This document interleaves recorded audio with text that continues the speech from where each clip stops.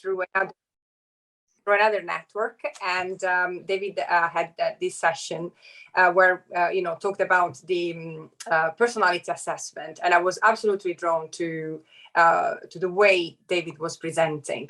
Probably, if you've done the assessment before, it's nothing that has been invented today. But I think the way David presents it and the way the perspective that he puts to this assessment, I think it's very refreshing and also extremely fun. And I thought that our community could really benefit from a session with David, with his perspective, and also doing this personality assessment, whether you've done it before or not. It really helps to, think about ourselves, the way we interact with each other. And I think E2W, it's all about this. It's all about communication, thinking about working better together and collaborating. So thank you for being here. I will now give you David. David, please introduce yourself. Let us know about you, what you want to do today. And also, please talk to us about your background. How have you become the person that you become today? How you have what brought you here basically to E2W? Okay, thank you so much, Sabrina, and thank you all for generously giving me your time today. I appreciate the investment it takes after a full day of work, and my promise to you is that you will leave this with a better understanding of yourself, how to connect with others, and also how to develop your personality in ways and through frames that potentially you might not have come across. So that's my promise to you. In terms of how and why I'm here, I started my career in London with Fidelity Investments on their graduate scheme. I then moved to HSBC. I was a discretionary wealth manager in Mayfair, high net worth clients. Then I moved to Jersey, where I'm originally from, and set up an institutional investment business for Standard Bank, and then got a secondment to South Africa and ultimately headed up global investment distribution for Standard Bank's investment arm.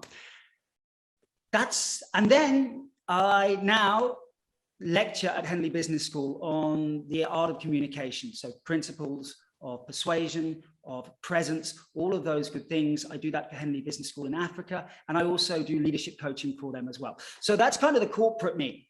And I have a company called Resonance, which does that for corporates directly, training, leadership programs, that good stuff. So that's kind of the corporate version of me, which is potentially not that interesting.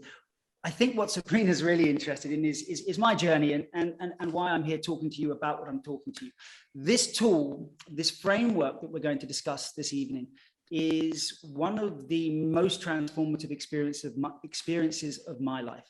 And I think my story really begins, for our purposes, 10 years ago. I was watching the 100-meter final in person at the London 2012 Olympics. So I saw Usain Bolt doing the Bolt, and it should have been an incredible experience. And I remember sitting there and watching and thinking, I'm not feeling what I'm supposed to be feeling. I'm just thinking about my next beer and where we're going after this. I'm not fully present, and I'm not feeling any of this really. And I didn't do anything about that for many years. And I continued to numb myself through various substances, most obviously alcohol. And as I got further and further into my 30s, I really felt like something was going to give. And Carl Jung actually says that it's around the age of 38 that people either have a midlife crisis or a midlife transformation. And I felt that viscerally. And so I was looking for frameworks. I was looking for tools to help me understand why I felt this deep sense of lack. Why, despite on the face of it, I had a successful career, a beautiful wife, a wonderful life, why I felt so empty inside, and why I wasn't connecting with other people and myself. And along with a couple of other tools, which we'll discuss towards the end of our session together, this framework enabled me to do that. So I feel very passionately about it. What we're going to do is I'm going to talk for roughly 40 minutes. And I'm going to give you, the first half is going to be about 20 minutes of me just giving you information. It's going to be quite intense. It's going to be quite a lot of information. I talk too quickly, too much information, too fast. That's how this is going to be for about 20 to 30 minutes. right? Because I'd like to set the foundation. Then we're going to relax a little bit. We're going to get more conceptual. We're going to talk more about ideas. And then we're going to go into an exercise. And that exercise is going to prove to you that you have a superpower. And that superpower is your ability to connect with other people depending on their color personality. So that's another promise I am going to give to you. And again, I'll tell you the impact that had in my career. I was all right at sales before I met this framework. As soon as I started implementing this framework in my professional career, I literally, pretty much exclusively, the clients I didn't sign were the clients I disqualified. I said, this isn't appropriate for you. We're not going ahead. The rest of them, I managed to connect with them, and I managed to consult them and guide them into buying our solution or service. So it's very, very powerful in your career, very, very powerful in your personal life, and very, very powerful in your own intimate relationships and friendships. Okay, I talk really quickly, and I don't want this to be a monologue of me just talking at you. So on 3, what I would love you to do is unmute your microphone and say, hello, David. The reason we're going to do this is that is how you're going to interrupt me. So on 3, could you please interrupt me and say, hello, David? 1, 2. Hello, David. Hello, hello, hello, hello. When I do this in South Africa, I have to say, or I get to say, Goeiemorgen, Molo, Molweni, Sawabona, Dumela, they're away, Eta. There's so many languages, so many cultures. So here, I think it's mostly hello by the looks of it, which is wonderful. Okay, here we go.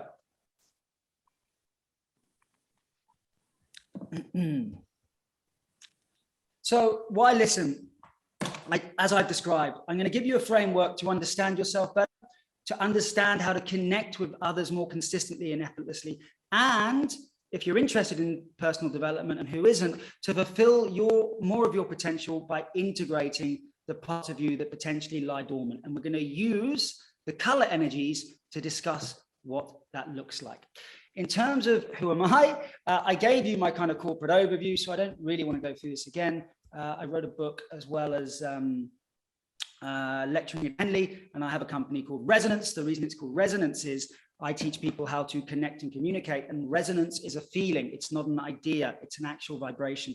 And what we want to do in life is make people feel something so they do something. What we want to do is make people feel something so they do something. And that's my objective this evening with you all. Okay, so here's how this is going to go down. We are going to be talking about the 4 energy model. That's a lot of information. I'm just going to really download on you. You're all very highly intelligent people. You're professionals. You're used to that. So just stay with me. Understand that it's not going to be relentless for our whole session together. Then we're going to look how you can apply it to yourself personally. And then we're going to go into the exercise I talked about. We're just going to go into groups briefly, and you're going to understand that you already can intuitively do this thing, and that if you did this thing more, it would impact your life and it would impact your relationships, particularly those relationships that you find most difficult to connect with. And then we're going to have a look at integrating your energy, how I'm going to give you a few tools that I would love for you to ponder whether or not you might want to implement them. And then there'll be some time for a Q&A on reflections on our time together. What I would say about our time together is, if you find something that you intuitively, if your intuition is drawn to something I say, write that down and research it. Equally, if your cognitive head is provoked and repelled by some of what I say, that's also a good indication of potentially where you are stuck. So if something intuitively appeals to you or cognitively repels you, those are 2 signals that actually it might be worth looking into and pursuing some of the information I've given you in more detail. Okay, so let's get into it. Let's do this. So what we want to do when we're connecting with other people is speak their language. And there are 2 modes of awareness that I would like to share with you. The first is the head, and the head is what does our thinking.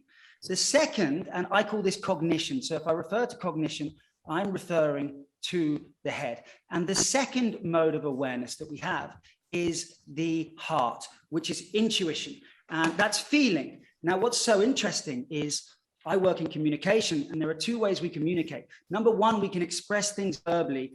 Verbal expression, language, is the communication of the head. Okay, The heart communicates through feelings. The reason you can't explain why you feel like you do is because they're two different languages for two different systems of awareness. Okay, so what we repress depresses us in life. What we express liberates us. There are two ways we can do that. Number one, we can speak our truth. We can learn to actually say what we feel as well as what we think. And then the second way, that's external reality. And the second way is to learn to feel our emotions and allow them to express.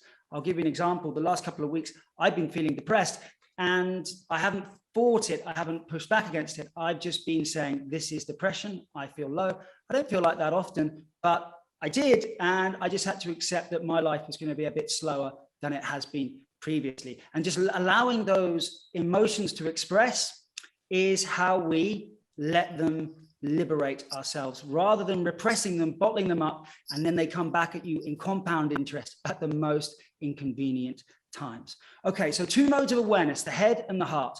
Then we have two frames. We have the external world, which we navigate through communication with language. And then we have the inner world, which we navigate through the world of feelings. Those are the only four axes that we are interested in.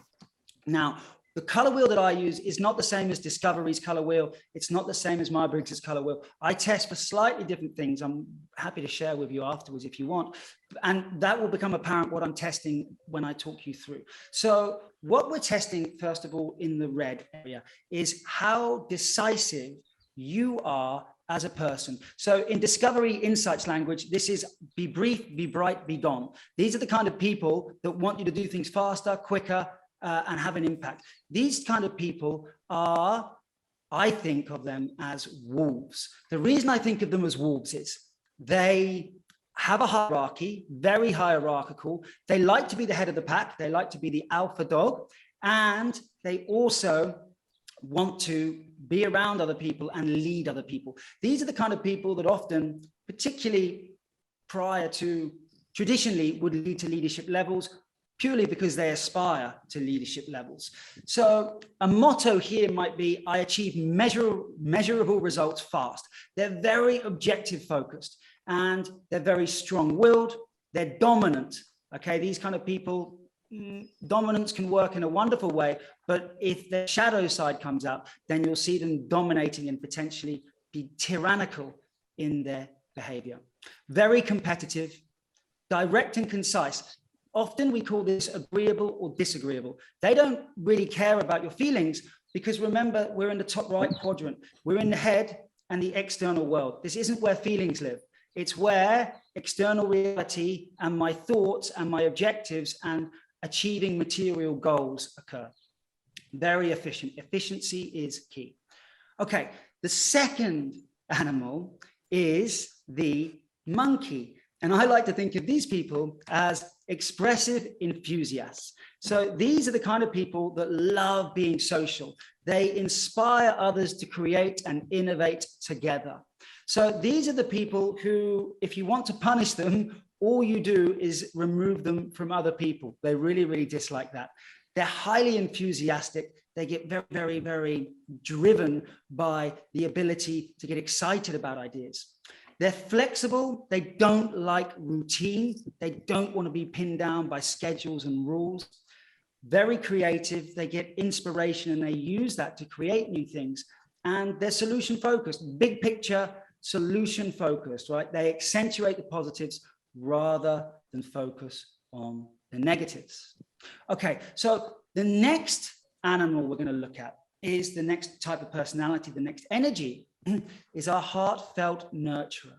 So these types of people I like to think of as elephants. And the reason I like to think of them as elephants is because it's a maternal energy that's incredibly powerful when it's unleashed.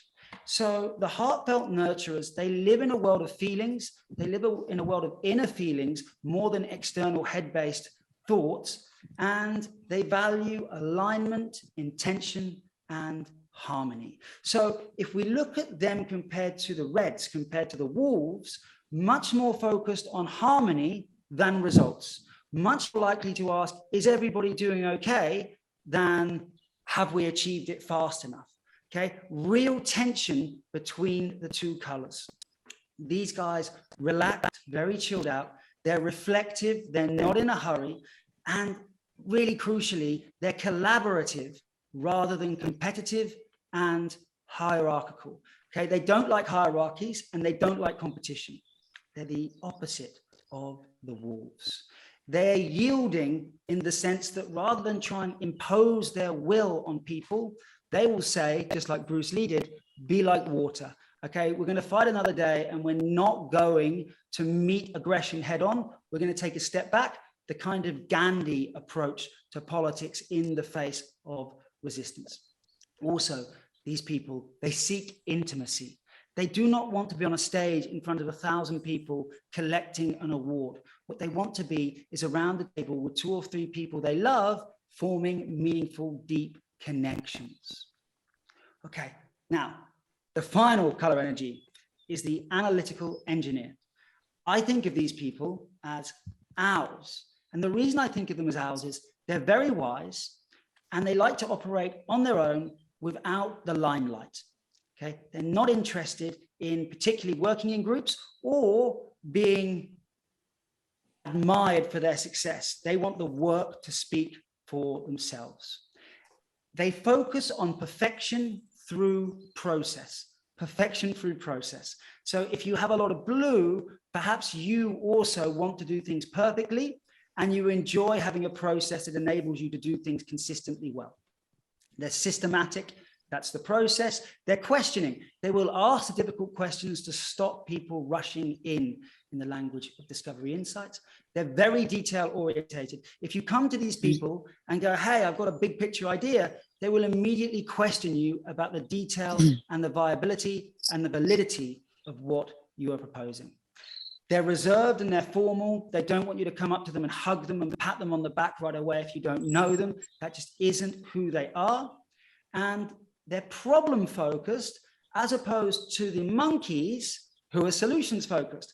So what you can see here is we have on the green elephant energy side, we have a heartfelt way of viewing the world. We could call it a feminine perspective on the world. I'm talking about gender, not sex. Very important, right? So we have this heartfelt green energy, and we can view the world through that paradigm, which is that essentially Eastern religions, Ubuntu in Africa, we are all one. I am because you are.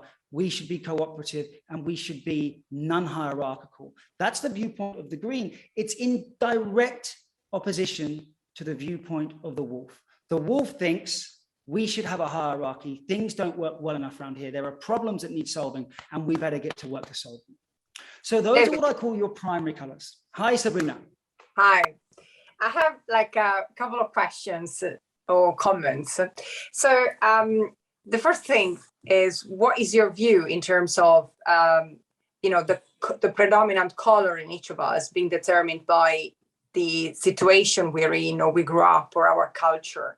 You know, how, for example, I don't know, if maybe people who live in a certain country can be more red than people who live in other countries.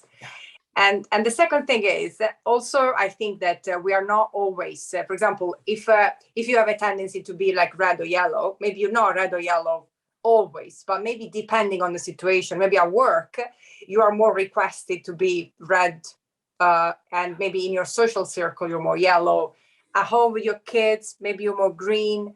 So, you know, you might not be just one color and that's all you are basically, but maybe we are more like fluid. Okay, it's a beautiful, beautiful 2 questions. The first one relates to nurture and the second one relates to conformity.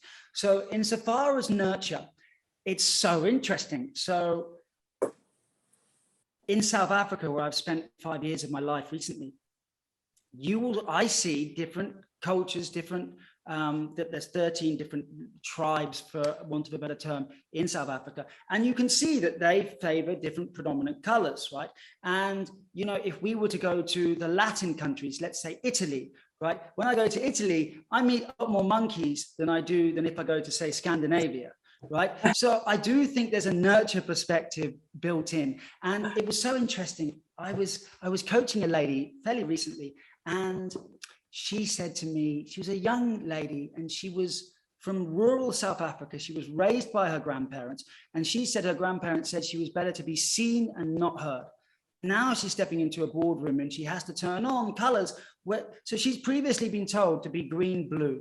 Her upbringing conditioned her to be green, blue. And now we're putting her in a boardroom, which is a male dominated generally situation. And we're saying, okay, be sociable and be impactful. And we're asking her to turn on her reds and her yellows. So really useful way of thinking about that is nurture gives us a way of navigating reality. And that way of navigating reality, by the way, for this lady, she, up to the age of 16 until she left home, that way of navigating reality, being green and blue, was perfect. It gave her the conditional love that her grandparents would give her, because all love is really conditional. What I mean by that is it's a little warmer if you stay quiet and reserved. It's a little colder if you start talking too much and start being loud and gregarious, right? So we are formed by nurture. Then we enter the workplace.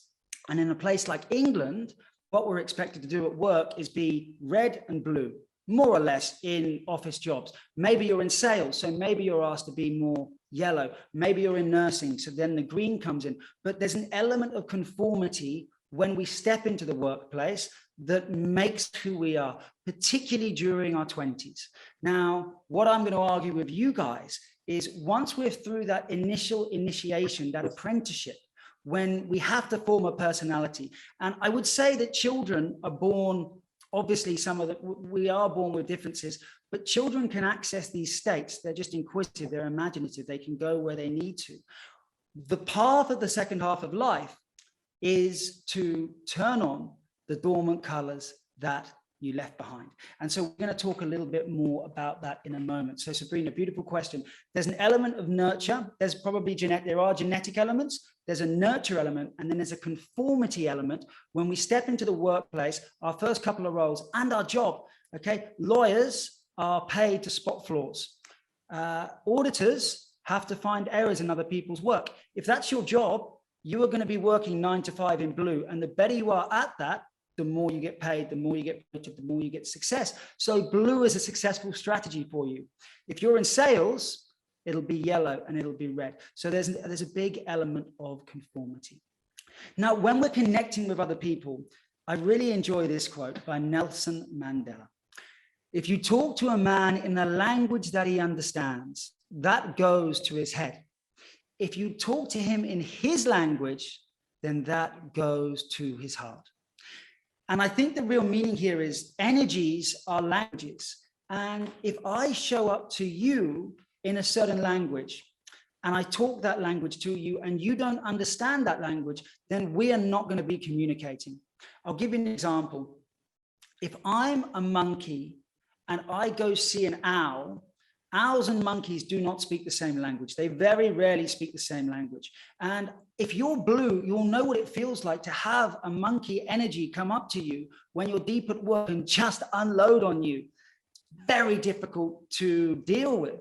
And equally, if you're a monkey and a blue owl comes to you, very difficult to deal with the reserved, formal nature of that person when you want social connection.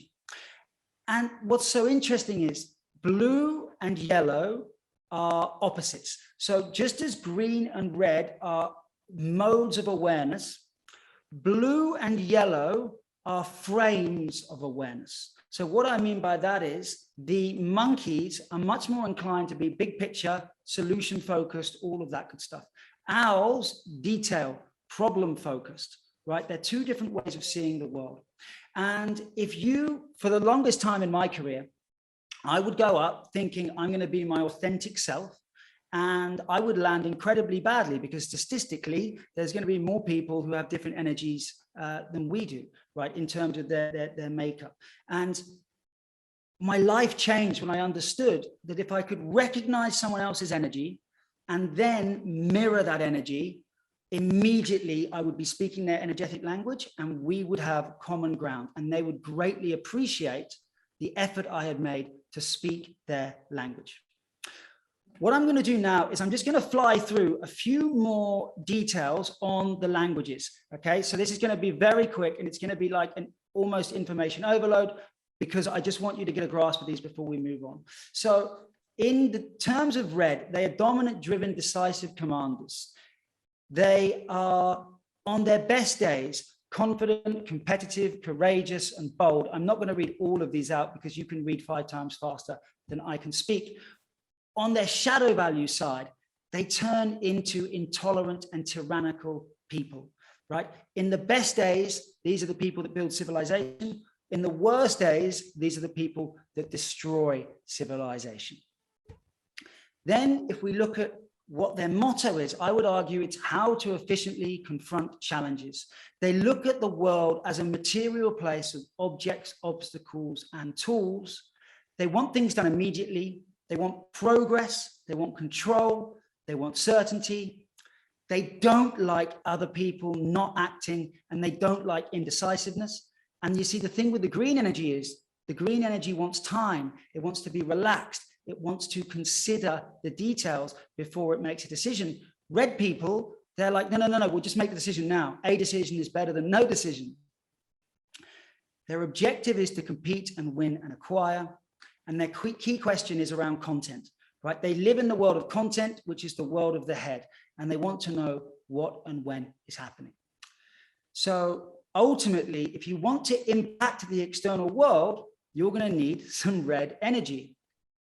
I would say when the archetype is going well, this is your Winston Churchill energy. Winston Churchill would be the kind of person who displays that red energy in perfection when it's working well, and equally during his bad moments when it's tyrannical.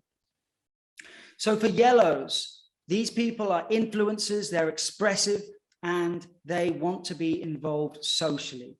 Their aspirational values are they're optimistic, charismatic, and they're dynamic and persuasive. But when things go badly for yellows, they get overexcited and they get unintegrated. Very, very difficult to deal with a yellow person who's having a bad day because they're all over the place. Their superpower is to connect and cooperate and influence others. They see the world as a social construct. They're constantly focused on connecting. They live far in the future. They love social connection. They dislike isolation, and they want to be recognized for implementing and having visionary ideas. Their key question is simply who. They want to know who they can interact with, who they can connect with, who is going to be in the social circle while they do the work. And their superpower is influencing, and their archetype, I would say, is Russell Brand. Very persuasive, very articulate, very imaginative, but also when it goes wrong, very unintegrated. In terms of the greens, the descriptors here are supportive, amiable, and they want you to show them that they care. Their aspirational values are being appreciative and supportive and reliable. These beautiful feminine traits, right? This is the feminine energy. However, when they're having a bad day, they can be paralyzed, they can be impotent, they can be docile, and even over empathetic when potentially they need to not take on other people's energy.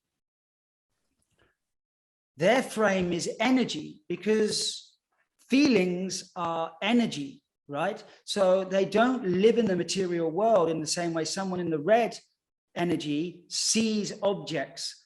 Green energy feels energy. Really important distinction. And they don't see objects, they see patterns. And fundamentally, the world is made up of patterns. They live in the present moment. So whereas red people live in the next moment, which never arrives, right? They're always wanting to know what next, which is this over-acquisitive, restless energy. Green people don't want to change the world because the world potentially doesn't need changing, right? Everything is okay. We don't need to go around creating more chaos. What we do need to create is more harmony and trust. If they feel bad intention and bad alignment, they are not interested in having a relationship with that person. They enjoy the context, and their superpower is Ubuntu. And Ubuntu is really the philosophy Eastern religions share it too. It's we are all one. All things are because I am and because you are, right? It's that deep interconnectedness that this energy brings. Now, when you meet green people, they're only interested in whether they can trust you.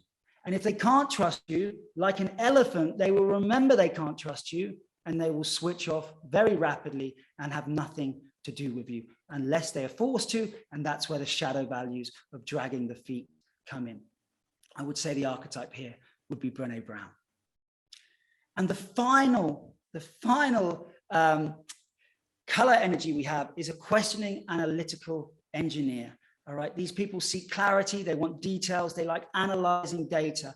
When they're on their best day, they are consistent, disciplined, and precise. They seek perfection through process. But their worst day, they can come across as cold, right? And they can make people suspicious, and they can be suspicious because they lack that easy connection that, say, greens and yellows often bring. So they enjoy rules and regulations. They like things to be process driven. They like things to be systematic. They live in the past because data lives in the past. They look for as much data and as many facts as possible to inform their decision making, whereas green energy is very intuitive, blue energy is very rational. They don't like careless work. They want to find problems and solve them correctly, and they want to know how you're going to do that. If you were going to give them one job that would make them happy, that would be amazing, they would ask potentially to be able to analyze information and create an interpretation from it. Okay, so, and I've said Dr. Spock because Dr. Spock lives in his head. Obviously, the archetypes are an exaggeration, but that's really what's going on. There's a computer in our head, and blue energy is using that computer to assess, to classify, to interpret, to analyze, to dissect. And that's what the blue energy is really, really powerful at doing. Okay. David, So, sorry, I have another question. yeah, no, good. Please, that's a good time to interrupt me. Thank you. So, in relation to what you said before, that if you can recognize or you can perceive the color, the predominant color of the other person, so that you know their language, then you can kind of adapt your communication to match that language, and you probably click better with that person. You understand each other, and maybe if you're doing a presentation, it's good if you know whether people like details or they don't, because then you can change the style of your presentation. But my question is very much about authenticity. What's your view? Would that compromise the authenticity? Like if, for example, at work, I have to change my communication style, my behavior based on the person I'm communicating with, do you think that compromise me coming across as authentic, basically? Okay. What a beautiful question. So the first point is, when we're dealing with other people, as you noted, we want to know how they want their information relayed. So I'll give you an example. When I used to be in sales, if someone walked in, and we'll do this exercise together, but assessing their energy type, I would know if I give a red people a load of details, they are not going to enjoy that. If I give a blue person no details, they are not going to trust me. If I don't spend any time building connection with a green person, they're going to write me off as someone who doesn't want to connect. And if I don't socially connect with a yellow person, they're going to find me cold and not want to proceed in a partnership with me. Now, to your question about authenticity, when I teach this framework at Henley, I call the whole framework the authentic chameleon, the authentic chameleon. And the reason for that is authenticity isn't who we already are. That's a large part of it, but it doesn't mean that we have to remain exactly the same as we are, and we can't explore the other color energies. What I mean by that is this. Authenticity is remaining true to yourself, to your feelings in particular, and your thoughts, right? And your integrity. It's really an integrity-based thing. It is possible, indeed it's preferable, to develop each of the colors in holistically. And I'll give you an example.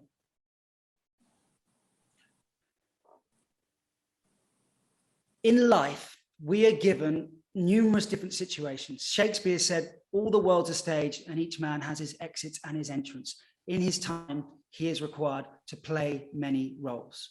Okay, so, and this is what the Hindus perceive reality as. They perceive reality as Maya, which means something like a drama, an illusion, okay? So if we start to see the world as Shakespeare and as Hindus do, as a kind of drama, then the optimal way to play the game of life becomes not to remain as we were when we were 18 and say, I'm going to be authentic and I'm not going to grow and develop the other personalities in me that are yet to be turned on.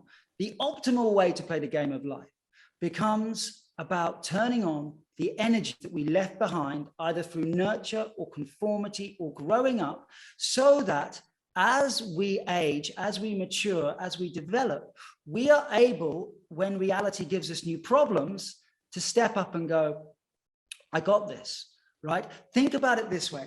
If we were going to build a rocket, the first thing is, who's going to think of why we need a rocket? It's going to be a yellow person. A yellow person is going to look at the stars and go, wouldn't it be cool to go up there, right? So the yellow person is going to have the idea. Then the red person is going to take charge and say, right, we're going to build a rocket. You're going to do this, you're going to do this, you're going to do this. You need that to build the rocket. Then we're going to have the blue person, the owl energy. The owl energy is going to make sure everything is precise and done properly, because it's a rocket. And if it isn't done precisely, it's not going to end well. The green energy is going to do the work and going to make sure the work is done in a harmonious way, provided the green energy is allowed to manifest. Now, in life, what tends to happen is we're not constantly given the same job. And what we tend to do is say, I don't want to do that because it's not something I do. Now, I would argue that's bad strategy, because the point of life is to develop your potential. And the biggest part of your potential lies in the dormant parts within you. And the dormant parts within you can be described as color energies. Cultures across space and time have described the personality this way. The Native Americans talk about the 4 directions. The ancient Greeks talk about the 4 humors, the 4 personalities. Carl Jung talks about the magician, the king, the warrior, the lover, right? So this isn't new and it's relatively universal. What you want to be able to do is turn on the energy as the situation demands it. And if you can do that, you're not only optimally useful, you also get the joy of experiencing every aspect of life there is. Does that answer the question, Sabrina? Yes, brilliant. Thank you. Thank you, David. Thank you. And we're going to talk now. I think now is a good time to talk about how we do that. Thank you, Sabrina. So I'm just going to check what I was going to do on the slide. So there's a quote. We don't need to go through this again. There was just a quote I wanted to share with you all, which I really enjoy. And that quote is this. One of my favorite heroes. I had a poster of him on my wall when I was growing up. Muhammad Ali. The man who views his life at the same as he did age 20 as when he's 50 has wasted 30 years of his life.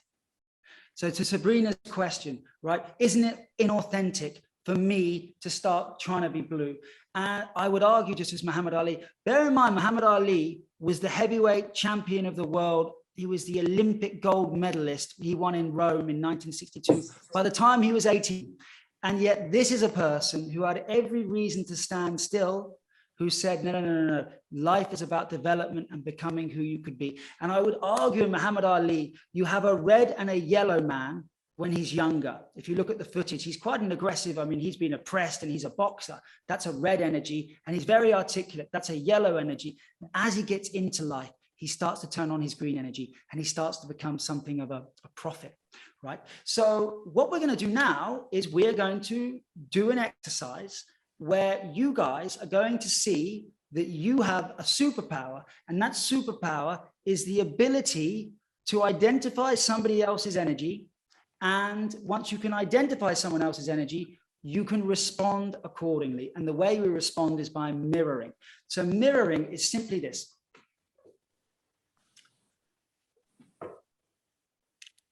If I meet you for coffee and this is how I present myself, then you would slow your energy down, you would keep your gestures lower, and you would remain relatively factual and relatively detailed, and you would let that energy lead you.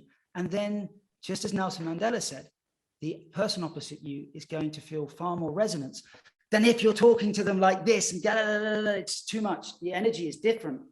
And likewise, If you're blue and somebody is talking to you like this, then you can authentically step into your yellow simply by watching and mirroring the other person.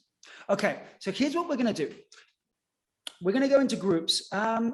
Katie, are you able to set us up into random groups of 1, 4? So there are 4s here, right? Cool. And we're going to look and see if we can guess the person who's speaking, see if we can guess their color energy. So the way this is going to work is like this. And I'll bring up a slide in a moment so you've got it. But you are going to talk for about a minute about your Easter weekend that's coming up. And I want you to do this as authentically as possible. So maybe just think now, if someone asked me about my weekend, what would I say, right? And everybody else is going to draw a crosshair. So a crosshair looks like this. A crosshair is a circle with 2 lines running from it. You can see that, hey? Okay, so that's a crosshair.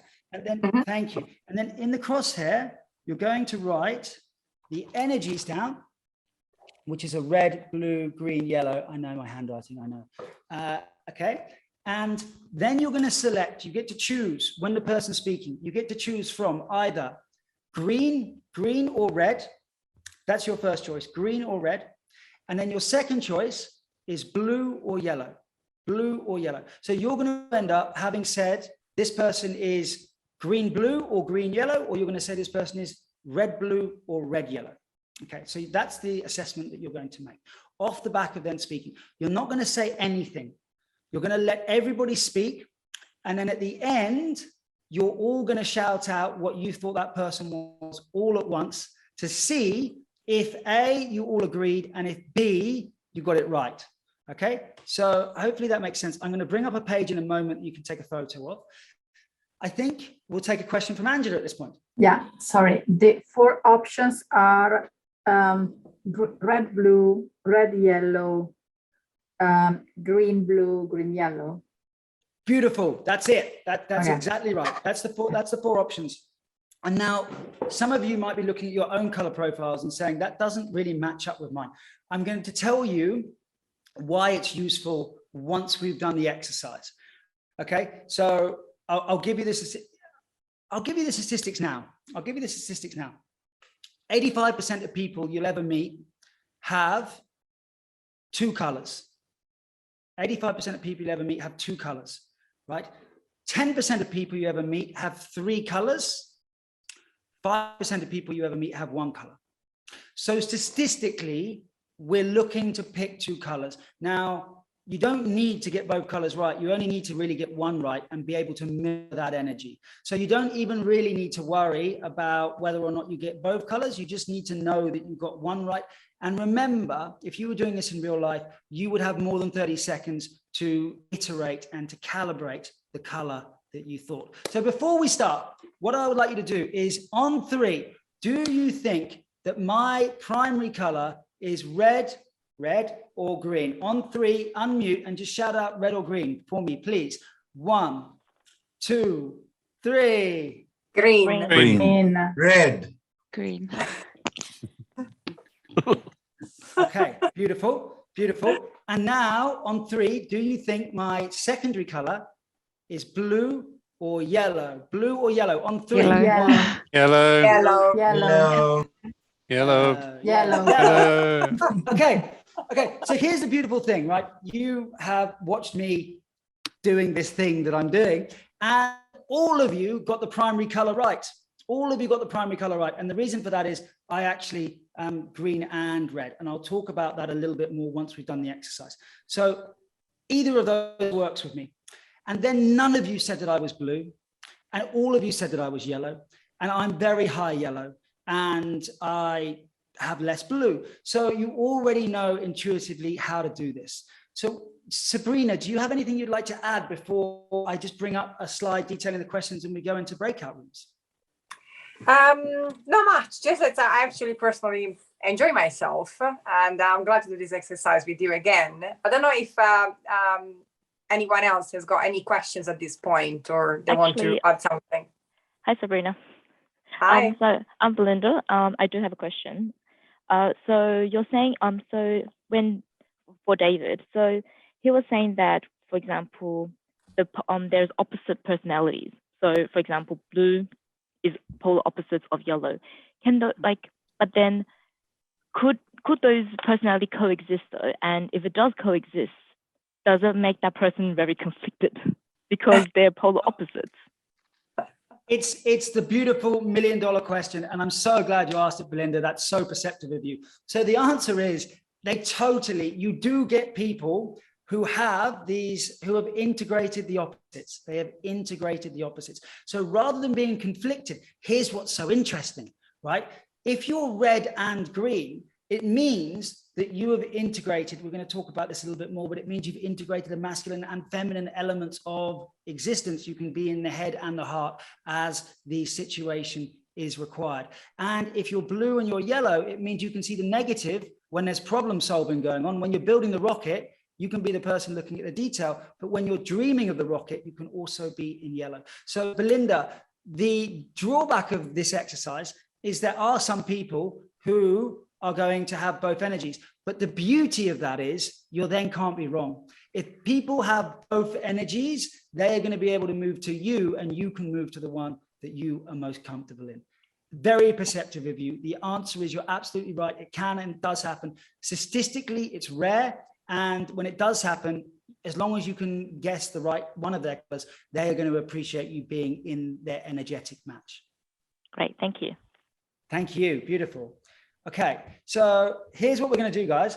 I'm now sharing my screen and I'll just get this onto presentation mode. So here are the things that I would like for you to look out for when you are watching people. There's three things: the energy and the pace, right?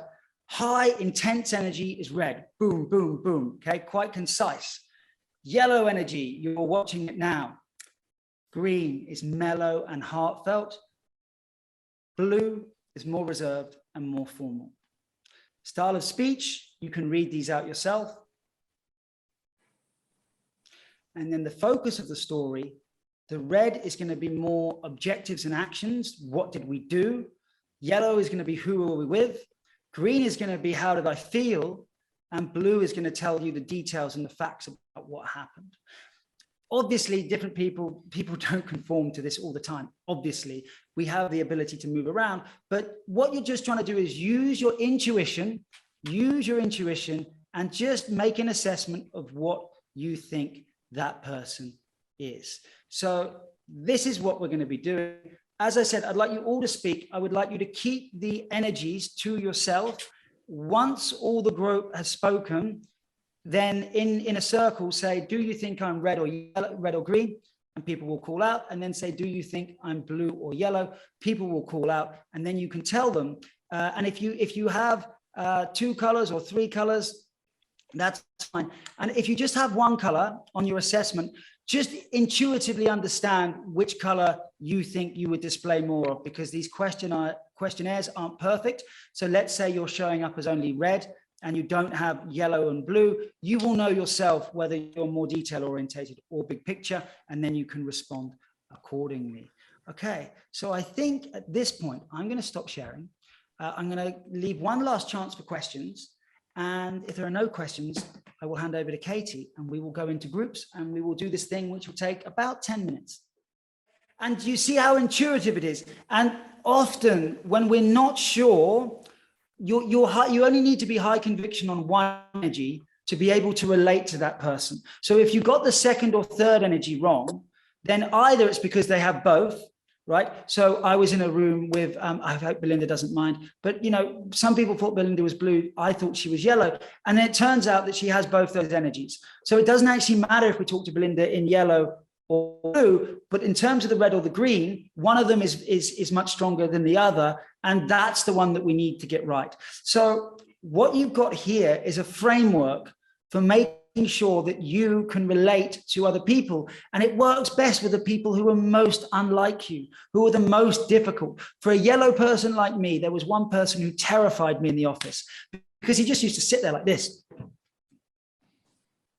And I'd be like, and I would just start talking, and I would get into this unintegrated yellow thing, and I'd be and obviously he would just think I was worse and worse and worse. The moment I knew that when I just sat down, I was just to sit down like this and go, I brought loads of detail to this meeting, he would be like, wow, you've changed, in a good way. Does David, anybody have any? Yeah. I want to ask a question. So far we've been talking about how to kind of match the energy, right, to be on the same level and understand each other. But I want to ask you a kind of a slightly different question. You know how in relationships, generally it's believed that different people can get together and can be a stronger couple. A little bit like in a team, right? If you have, as you said before, to build a rocket, we need different people. Otherwise, if everyone wants to dictate what to do, it doesn't get done, right? So I think in a couple, you kind of have the same principle, maybe. And they say that the opposite energies actually attract each other. So how do you actually find that? Because if we have to match the other person's energy, but actually we need to attract an opposite energy, how do we do this? I don't want like dating advice, but just, talking about relationships, generally speaking. Okay, it's a really beautiful question. Dating apps, the algorithm shows us people who are similar to us. The problem with people who are similar to us is they think the same way as us and they don't develop us. There's this principle in Taoism, spelled with a T, Taoism, and that's the yin and the yang, the circle with the wavy line and the two dots. And the idea here is that the masculine and the feminine, because really the most important two colors that we can integrate are the masculine and the feminine. And all wisdom traditions talk about this, is the masculine and the feminine energy. And, women can have masculine energy, men can have feminine energy. Obviously, you have two paths to self-actualization, individuation, enlightenment, whatever you want to call that state of being able to access the heart and the head. One of them is to do deep inner work, and I'll talk to you in a moment about how to do that if you want to. But the second is called the fifth way. And the fifth way is simply finding somebody who completes you and has the difficult, annoying ways of viewing the world that you simply don't. I'll give you an example. My wife, Can she hear you, David? Quite late. Yeah, I know. She's got big earphones on. She hates this because I talk for a living. So she's like, stop it. We're in quite a small place. And I'm very loud. So she came, I got some good news, and I said, oh, I've got some good news. And then she immediately went into detail. And I'm yellow. I hate detail. I just don't want to do it. But she's a detail person. And so what's so beautiful is it frustrates me, but where we're most caught is where we most need to improve. And if we don't want to do the improvement ourselves, then we can find someone who isn't similar to us, but is compatible to us. And Sabrina, the answer to your question, as far as I can tell, is compatibility comes through alignment of values. And I think the greatest value you can look for is this person having a strong, positive, pure intention? And do they want to grow together? Because if you have a good intention and you want to grow, then you will grow together. And you can make progress so much quicker with somebody else showing you where you're wrong and where your perception is not appropriate. And so what we want is people to be like friction for us, but with good intention. And we've all been in relationships where that friction is negative, harmful, destructive. So find people who are compatible, look for values, look for alignment, look for intention, but do look for people who have the two different color energies. In particular, the green and the red, but it's also really, and actually I would just say, so for instance, you could both be yellow, you could both enjoy going out, but you would want the red and the green to be different, because that, in terms of the masculine and the feminine energy, is what completes a person or a couple in that instance. Does that answer the question, Sabrina? Absolutely. Thank you, David. Thank you. Are there any questions at this point? Otherwise, there's about 10 more. Are there any questions at this point? Yeah. Can I ask a question? Yeah. So there was a tendency in our group to say, Okay, here's the assessment of the colors that you are, but what are you really as surfaced by the questionnaire? Now, my question is, is the questionnaire designed to surface one's self-perception, or is it somehow balancing that out and discovering things that are true about you rather than just what you believe about yourself? John, I think you're blue, aren't you? Yeah. Yes, I love that, Mark. That's amazing. Questioning, analytical, exactly. There we go. Ah, it's brilliant. And you know, it's so true, because that's a blue thing to do, is to go, I want to understand the data. I need to know the data behind it. And it's incredibly valid. The big criticism of this is, show me the science, show me the repeatability. I was talking to Sabrina before, and you know, Sabrina's been on a journey of turning on the third color. And the path to life is to turn on, if you're strong green and strong blue, what you want to do is find ways to turn on your yellow and your red. So it does change over time. It's also not scientifically proven in the same way that big five personality traits are. Big five personality traits are consistent and kind of provable. But as I said, the precision of it is less important than the concept. And Native Americans, Carl Jung, ancient Greeks, everyone seems to come across this 4 personality type. Now, the thing is, on certain days and in certain situations, I'm going to be different. So I'm going to answer the questionnaire slightly differently. And then to your point, John, there's a self-perception thing, right? So one of the questions might be, you know, I'm a kind, compassionate person who loves to do things for the sake of it, right? The temptation is to go, yeah, last Christmas, I put £5 in a charity box. I'm going to answer yes, right? Whereas other people at work would be like, you're mad, right? That's not you at all. So I really appreciate there's a problem with self-perception and there's a problem with consistency. But for our purposes, if someone is showing up with, I mean, Mark just demonstrated it beautifully there. If John is showing up with blue energy, I can recognize the blue energy and I can provide detail behind what's happening that will satisfy John's blue energy at this moment in time. If John is watching the football and is in yellow mode, then a different John is showing up and I can mirror a different John at that moment in time. Does that answer the question, John? Sure, yeah. Yeah, very valid. You know, the big criticism of this is, show me the consistent data. The thing with energy is, energy isn't consistent. You can't put your hand on it. You can't scientifically prove energy. We can't even measure energy, right? You know, we all know it exists, but there's no measurement for love. Okay, any more questions before we just get into the last kind of what I promised you, how you can turn on the dormant energies within you, which is the last part. David, a lot of your talk here is about you know, 2 people getting together and having a chat. If you go back to your rocket example, if you got those 4 people all in a room, I doubt they'd ever get, you know, how'd you get to the point where you launched the rocket successfully? Wow, that's a good red concise question there. You phrased that beautifully. It was really, really well phrased. So to launch the rocket and to get people in, you know, the challenge is the cognitive dominates, the masculine dominates the feminine, right? So there is this element of, you know, if you have an unintegrated red energy in the room, and you all know what this feels like, then the red energy is not going to allow the rocket to be built anything other than their own egotistical specifications.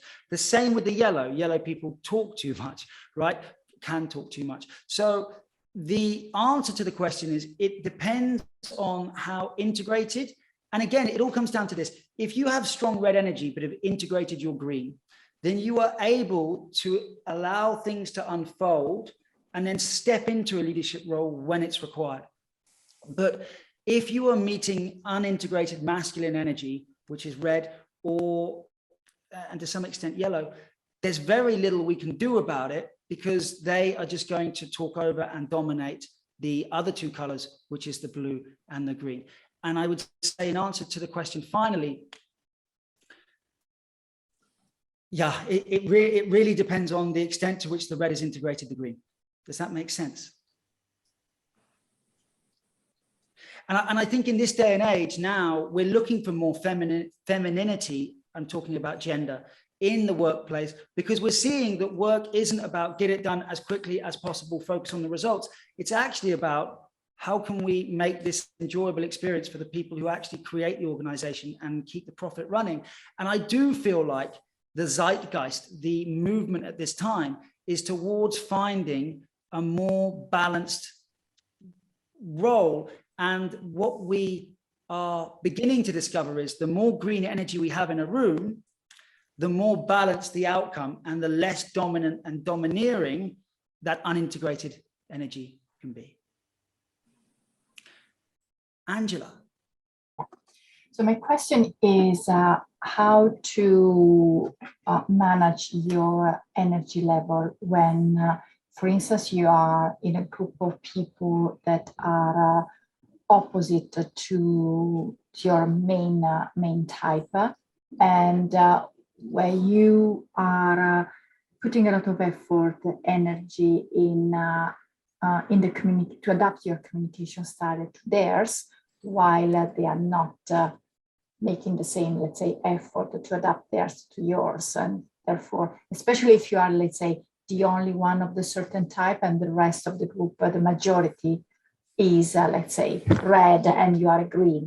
So how you manage the energy and how can you influence them to adapt a little bit to your type and maybe meet the middle. Okay, it's a really beautiful question, and I think in answer to it, the first thing we have to look at is the perception that we're bringing. So there's an element of saying, I want, because it's exhausting, Angela, what you're describing is exhausting, right? It's emotionally, doing this mirroring thing is really hard and it's really tiring. But implicit in the statement is, how can we get other people to change? And obviously, I would love to know if anybody here has ever managed to change anybody, right? It's, you know, we can only change ourselves, and we can only take care of ourselves, and we can only take responsibility for ourselves. And so the question becomes, how much, and also the other frame I would give you is, you're getting training in a new color all the time. Thank you, Anissa, brilliant. You're getting training all the time in this new energy. And that's a gift, because nobody else is adapting their energy. Nobody else is integrating their dormant energy. And so the perception that we bring to it is not how can I change these people, because you can't, but actually how much of this can I take before I need to go home or find new people to collaborate with or hang around with.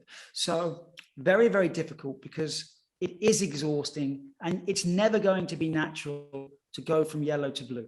The whole point isn't to be natural. The whole point is that you can do it for an hour or two. So I can totally understand that your exhaustion, you know, if you put me in a room full of opposite colors for a weekend, I'm not going to be mirroring it all the way through. I'm just going to snap. So in answer to your question, I think it's a perception thing. I think we're grateful for the opportunity to practice the new energy, but then I also think there's a self-care element where we know this isn't an unnatural environment, and then we step away.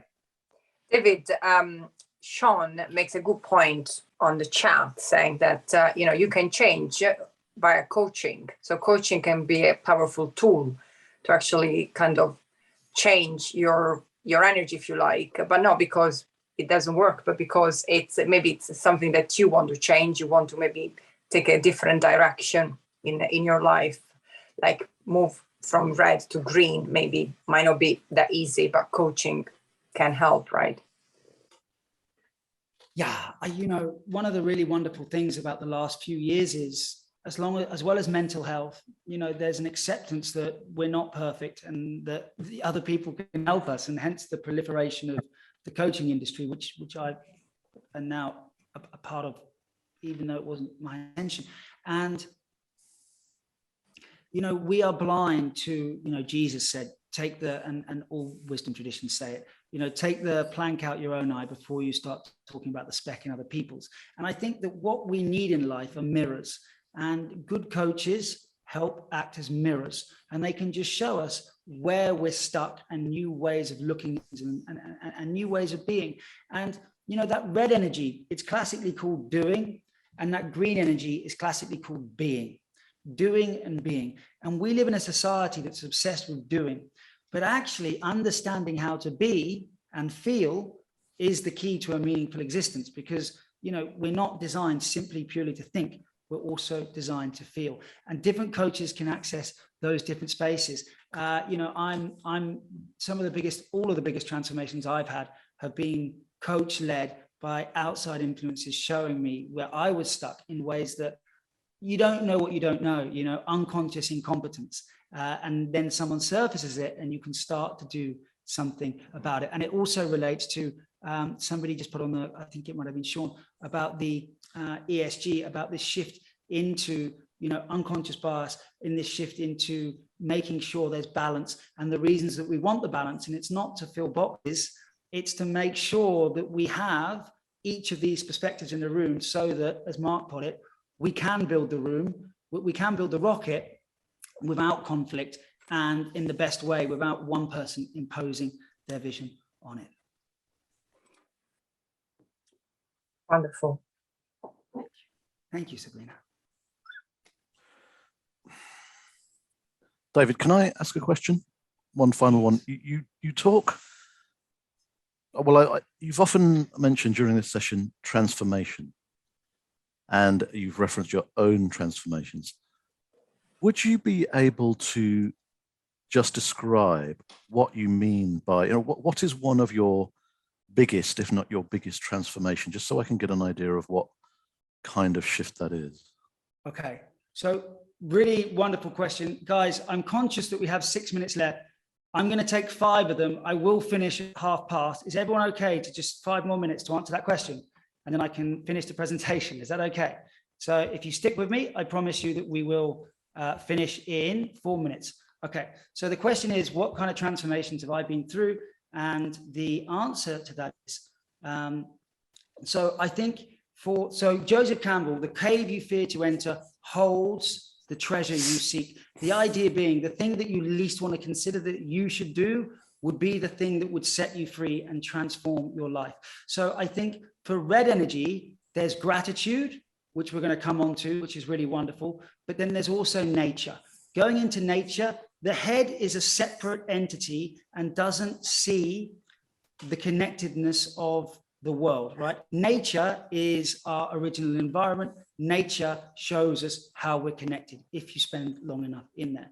I think for yellow people, as someone, when I did the test, I remember going to a psychiatrist a few years ago, and he, after about 20 minutes, he's like, has anyone ever told you you're ADHD? And I was like, no. He said, I'm an ADHD expert. I give talks on ADHD. You're the most ADHD person I've ever met. So he gave me a load of Ritalin. That didn't end well for me, because it's basically pharmaceutical grade, bloody amphetamine, coke type stuff. And I found that what worked best for me was the opposite of ADHD, sitting still and meditating. So meditating has been the biggest transformation I've had, learning to sit down, learning to sit still, which for me, as you can see, incredibly difficult, incredibly rewarding. That was the cave that I feared to enter the most, was sitting alone with myself and allowing my mind to calm down, and then my emotions, my feelings, my heart to start happening. For greens, I would say, you know, the challenge is, how do we impact the external world? How do you step into your power? I remember when I was a bit overweight, and my sister gave me a white collar boxing application. I did the boxing. I really enjoyed it, weirdly, and I ended up having 3 fights. And I think it's a beautiful way, my wife's also done it, it's a beautiful way to understand the power you have in the external world and step into it. Might be a bit extreme, but then there's also speaking, okay? Learning to express your truth is how you become a sovereign individual in the external world. Don't forget, greens live in the inner world, and what greens want to do is learn how to live in the external world fully, authentically, with power and sovereignty, and that involves being able to express truth. And then for blues, there is plant medicine. So plant medicine, like mushroom psilocybin, now legal in many US states. interestingly, under medical clinical conditions, has an 80% cessation rate on smoking. So you think about Big Pharma, what they do to try and make people stop smoking. You can take psilocybin under the right conditions, and 80% of people never smoke again. That's a staggering statistic. They gave it to people who were terminally diagnosed as cancer, and 70% of people had a mystical, it's called the mystical experience, that gave them great meaning, and they rated as one of the top 3 most meaningful experiences of their life. And what that does is it helps get you out your head and helps open you into this more intuitive space. Then there is the approach of the what's called the 5th way, the middle path, the yin and yang, the male and the female, finding a partner, which Sabrina beautifully highlighted. And then I would like to end with this, which is the most important shift I've actually made. John, you teed this up beautifully, is just learning to notice gratitude. Cicero, you can read that quote, but what's really, really powerful is the wonderful, is Brené Brown. And Brené Brown says this: I never talk about gratitude and joy separately for this reason. In 12 years, I've never interviewed a single person who would describe their lives as joyful, who described themselves as joyous, who was not actively practicing gratitude. So there you have the foremost authority on shame and gratitude and all of these good emotions. And she says the only way you get to experience joy in your life is by building in a gratitude practice. And that gratitude practice for me is part of my meditation practice. And John, that is what has changed my life. Thank you for the beautiful question to end. I really appreciate it.